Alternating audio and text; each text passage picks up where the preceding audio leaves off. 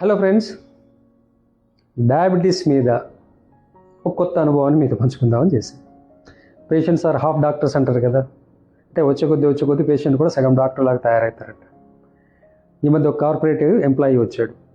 Diabetes వచ్చింది sir, నేను చాలా సిస్టమేటిక్ ఉంటున్నా, డైట్ లైఫ్ స్టైలు అన్నీ మార్చా, వాకింగ్ అన్నీ చేస్తున్నా, కానీ షుగరు ఫుల్ కంట్రోల్లోకి రావట్లేదు అన్నాడు.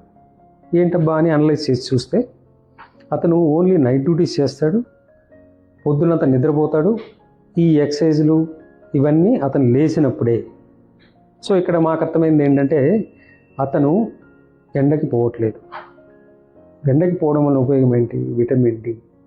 విటమిన్ డి డెఫిసిట్ అనేది అదొక major key player in managing diabetes and overall health. So మనము సన్కి ఎక్స్పోజ్ కాకుండా, విటమిన్ డి సింథసైజ్ కాకుండా, అడక్వేట్ లెవెల్స్ మెయింటైన్ చేయకుండా డయాబెటీస్ కంట్రోల్ అవుతుంది అనుకోవడం శుద్ధ మూర్ఖత్వం. ఆయనకి ఈ మాట చెప్తే ఏమన్నాడంటే, సార్ నేను జాబ్ మానేయాలా? సో జాబ్ మానేయకుండా మీరు విటమిన్ డి మెయింటైన్ చేసి షుగర్ మేనేజ్ చేసుకోవాలంటే you should find a source of sunlight exposure even in your duties or in your life style.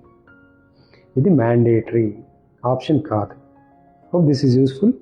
Share it with your friends.